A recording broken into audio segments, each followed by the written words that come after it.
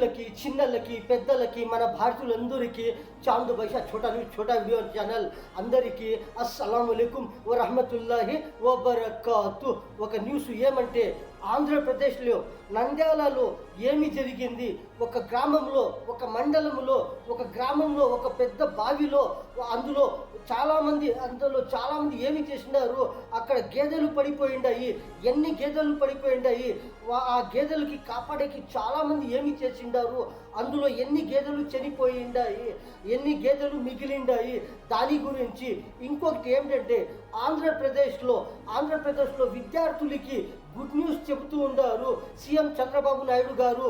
వాళ్ళు ఏమి చెబుతూ ఉంటారు? తల్లికి వందనము 15,000 పెంచుతాము అని చెబుతూ ఉంటారు.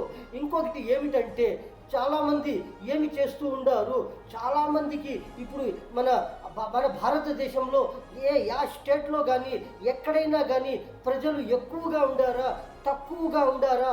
దాని గురించి ఇంకోటి ఏమిటంటే, 3వ బిడ్డకి 30,000, 4వ బిడ్డకి 40,000 అని ఇలాంటివి స్కీమ్లు ఇస్తూ ఉండారు మన భారతదేశంలో.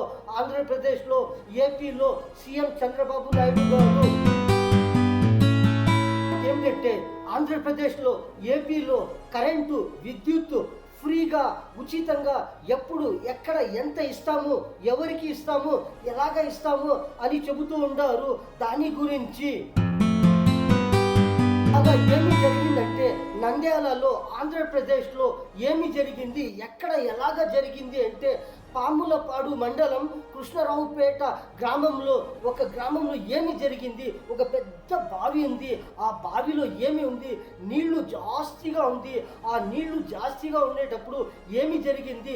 1, 3, 4, 5, 6, 7 మంది చాలామంది గేదెలను తీసుకొని మేత కోసము తీసుకొని వెళ్ళిండారు. 40 గేదెలకి తీసుకొని వెళ్ళిండారు గ్రామంలో. అది ఏమి జరిగింది? మధ్యాహ్నము పూట ఏమి జరిగింది? ఆ మధ్యాహ్నము సరిగ్గా భోజనము చేసే టైంలో ఏమి అయ్యింది? అక్కడ అందరూ భోజనంకి పోయిండారు, భోజనము తినేకి కూర్చొని ఉండారు. అప్పుడు ఏమి జరిగింది? ఆ 40 గేదెలు మధ్యాహ్నము ఎండకి అది ఏమి చేసిండారు? నీళ్లు తాగే కోసము ఏమి చేసిండారు? ఆ గేదెలు పోయిండాయి ఆ బావి దగ్గర పోయి అక్కడ ఏమి చేసిండారు? ఆ బావిలో నీళ్లు జాస్తిగా ఉంది. ఏమిటంటే, ఆ నీళ్లు కనబడతా ఉంది. ఆ బావిలో దగ్గర పోయిండారు 40 గేదెలు. అక్కడ తాగేకి పోయిండారు. ఒక్కొక్క గేదె ఏమి అయ్యిందంటే, అది తాగేకి పోయి అందులో పడిపోయిండాయి. అన్ని గేదెలు పడిపోయిండాయి. 40 గేదెలు పడిపోయిండాయి. అక్కడ 40 గేదెలు పడినప్పుడు అక్కడ చాలామంది ప్రజలు, అప్పుడు ఆ గ్రామంలో ఉండే జనాలు ఏం చేసినారంటే, పరిగెత్తుకొని వచ్చి తెలిసినప్పుడు అక్కడ ఆ గేదెలకి కాపాడేకి ప్రయత్నిస్తూ ఉండారు. ఆ ప్రయత్నించినప్పుడు ఏమి జరిగింది? అందులో ఇంకా చాలామంది గేదెలకి బయటికి తీసేసిండారు. అందులో 8 గేదెలు అక్కడే నీటిలోనే మునిగి చనిపోయిండాయి. 8 గేదెలు, 40 గేదెలలో 8 గేదెలు అక్కడే చనిపోయిండాయి. ఎంత దారుణము జరిగింది అంటే, ఆ మధ్యాహ్నము పూట నీళ్లు తాగేకి పోయి ఆ పశువులు, ఆ గేదెలు ఏమి అయ్యిండాయి? ఆ నీటిలో పడిపోయిండాయి. ఆ బావిలో నీళ్లు జాస్తిగా ఉంది అని అందులో పడిపోయి మునిగిపోయిండాయి. 40 గేదెలలో 8 గేదెలు చనిపోయిండాయి. అందులో మిగిలిన గేదెలకి అక్కడ ఉండే గ్రామంలో అక్కడ ఉండే ప్రజలు వచ్చి అక్కడ కాపాడిండారు.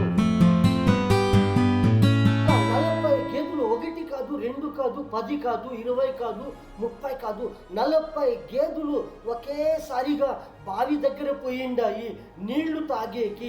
అది ఏమి జరిగింది? ఆ గ్రామంలో ఉండేది, అక్కడ ఉండే జనములు, అక్కడ ఉండే రైతులు, అక్కడ ఉండే ప్రజలు వచ్చి కాపాడిండారు. లేకపోతే 40 గేదెలు నష్టపోయి ఉండేది. కానీ అందులో 8 గేదెలు అందులోనే మునిగిపోయి ఊపిరి ఆడక ఆ నీటిలోనే, ఆ బావిలోనే చనిపోయిండాయి. ఇలాగా జరిగింది. చాలామంది మేపేకి పొలాలలో తీసుకొని వెళుతూ ఉంటారు. అప్పుడు ఏమి జరుగుతుంది? 12 గంటలు కానీ, 1 గంట కానీ, 2 గంటల సేపు కానీ ఇలాగ మధ్యాహ్నము అయ్యిందంటే చాలామంది ఏమి చేస్తారు? ఆకలి అవుతుంది. అప్పుడు ఏమి జరిగింది? అప్పుడు చాలామంది ఆ గేదెలని మేపేకి అక్కడే వదిలేసి, పొలాలలో వదిలేసి ఇంటి దగ్గరికి వెళ్ళిండారు. భోజనము చేసేకి, అన్నము తినేకి పోయిండారు. అంతలోనే ఏమి జరిగింది? ఆ గేదెలకి దప్పి అయ్యింది. ఆ మధ్యాహ్నం పూట ఆ ఎండకి ఆ నీళ్ల కోసం ఎదుక్కుంటూ ఆ గేదెలు ఒక్క జాగాలో అన్నీ పోయిండాయి. అక్కడ చూస్తే ఒక పెద్ద బావి ఉంది, వ్యవసాయం చేసే పెద్ద బావి. అందులో నీళ్లు జాస్తిగా ఉండేటప్పుడు అది కనబడుతుంది. ఆ నీళ్లు అక్కడ ఏమి జరిగింది, ఆ నీళ్లు లోపల ఉండింటే ఆ గేదెలు ఆ బావి దగ్గర పోయేదే లేదు. ఎందుకంటే ఆ బావిలో నీళ్లు పైగా ఉంది, ఆ నీళ్లు జాస్తిగా ఉంది. అందుకోసము ఆ గేదెలు అక్కడ పోయి ఆ నీళ్లు తాగేకి పోయిండారు.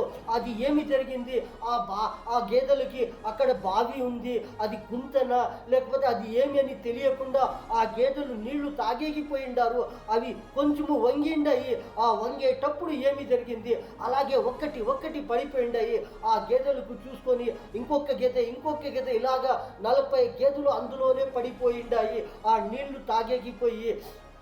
అప్పుడు ఏమి జరిగింది, అక్కడ ఉండే ప్రజలు, అక్కడ ఉండే రైతులు పెద్దగా గబగబగా అని పరిగెత్తుకొని వచ్చి అక్కడ ఆ గేదెలను కాపాడేకి ప్రయత్నం చేసిండారు. అందులోనే చాలా 8 గేదెలు అక్కడే ఊపిరాడక చనిపోయిండాయి. ఇలాగా ఒక దారుణము జరిగింది. ఒక బావిలో ఇలాంటి దారుణము ఒక జరిగింది. అది ఏమి, గేదెలు పాపము పడిపోయి అక్కడ ఊపిరాడక నీళ్లు తాగేకి పోయి అక్కడ ఊపిరాడక అందులోని 8 గేదెలు చనిపోయిండాయి. మరికొన్ని గేదెలు కనబడతా ఉండలేదు, కనిపించకపోతా ఉండలేదు అని చెబుతూ ఉంటారు. అది కనిపించకపోయిండాయి అని చెబుతూ ఉంటారు. ఎక్కడ పోయిండాయి, అందులోనే మునిగిపోయిండాయా లేకపోతే ఎక్కడ పోయిండా అని కూడా తెలియలేదు అని చెబుతూ ఉంటారు. కొన్ని గేదెలు కనబడతా ఉండలేదు, కనిపించకపోయిన దానికి వాళ్ళు తొందర పడుతూ ఉంటారు. ఏమి తొందర పడుతూ ఉంటారు, ఒక్కొక్క గేదె 1 లక్ష రూపాయలు అవుతుంది అని చెబుతూ ఉంటారు. అక్కడ వ్యవసాయం చేసే వాళ్ళు, అక్కడ ఉండే రైతులు, వాళ్ళు మేపే వాళ్ళు చెబుతూ ఉంటారు.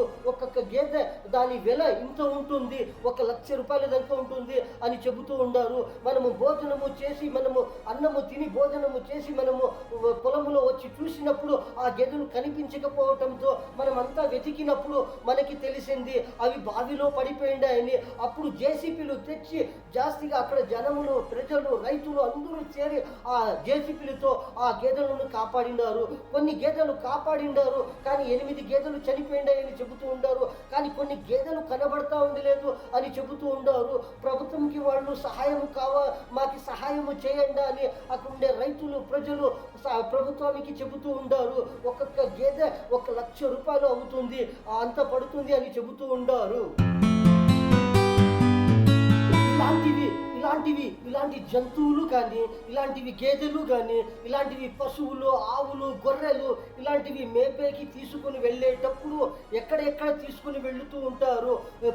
పొలాలలో కానీ, తోటలలో కానీ, చెరువుల పక్కలో కానీ, ఇలాంటివి చేనులలో కానీ, ఇలాంటివి జాగాల్లో ఇలాంటివి పశువులకి, గేదెలకి, ఆవులకి, గొర్రెలకి తీసుకుని వెళుతూ ఉంటారు.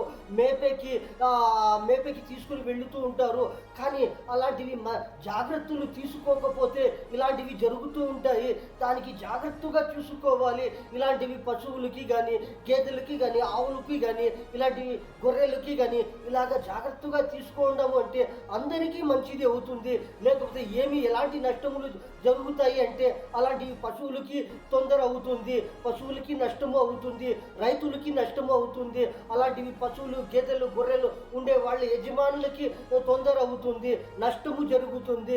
ఇలాంటివి నష్టములు జరిగినప్పుడు ప్రభుత్వానికి ఏమి చెబుతారు, మాకి ఇంత పడుతుంది, అంత పడుతుంది, ఒక్క గేదె 1 లక్ష రూపాయలు అవుతుంది, మాకి 1 లక్ష రూపాయలు ఇవ్వండి అని అడుగుతారా, లేకపోతే మాకి ఒక గేదె ఇవ్వండి అని అడుగుతారా? అప్పుడు ప్రభుత్వము ఎలాంటి నిర్ణయం తీసుకుంటారు? డబ్బులు ఇస్తారా లేకపోతే గేదెలు ఇస్తారా? ఇలాంటివి ప్రభుత్వము నిర్ణయం తీసుకుంటారు.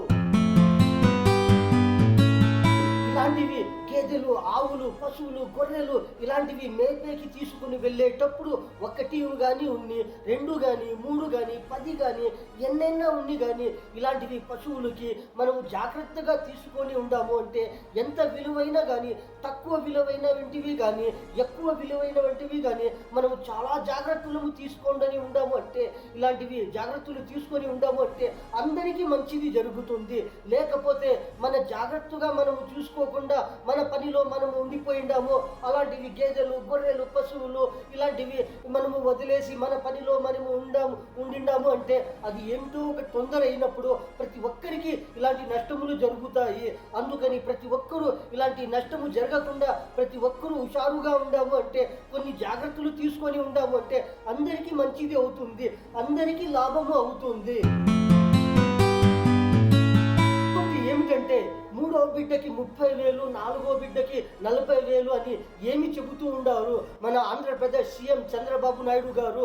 వాళ్ళు ఏమి చెబుతూ ఉండారు, మన భారతదేశంలో కొన్ని రాష్ట్రాలలో, కొన్ని స్టేటుల్లో ఎలాగా ఉండారు, జనాభా ఎలాగా ఉండారు, ప్రజలు ఎక్కడ ఎక్కువగా ఉండారు, ఎక్కడ తక్కువగా ఉండారు అని చెబుతూ ఉండారు. కానీ మన రాష్ట్రాలలో చాలామంది ప్రజలు ఎక్కువ కావాలి అని చెబుతూ ఉండారు.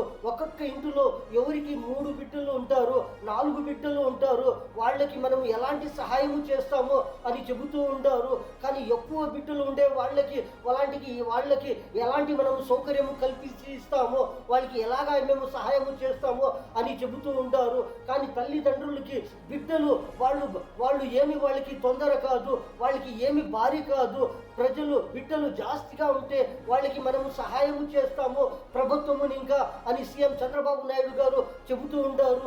ఎంతమంది ఉంటారు, ఒక్కొక్క ఇంటిలో ఎంతమంది పిల్లలు ఉంటారు అంత మంచిది, మన భారతదేశానికి మంచిది, మన రాష్ట్రానికి మంచిది, ప్రతి ఒక్క దానికి మంచిది అని చెబుతూ ఉంటారు మన ఆంధ్రప్రదేశ్ సీఎం చంద్రబాబు నాయుడు గారు.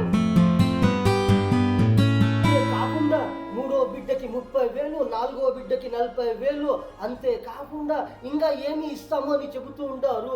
తల్లికి వందనము 15,000 మనము అందజేస్తాము, 15,000 ఇస్తాము అని చెబుతూ ఉంటారు. ఏపీకి ముఖ్యముగా పరిశుభ్రముగా మారుస్తాము, స్వచ్ఛాంధ్రగా చేస్తాము, మనము ఏపీ ఆంధ్రప్రదేశ్లో ఇలాగా మంచి మంచి పనులు చేస్తాము అని చెబుతూ ఉంటారు సీఎం చంద్రబాబు నాయుడు గారు. తల్లికి వందనము 15,000 ఇస్తామని చెప్పిండారు.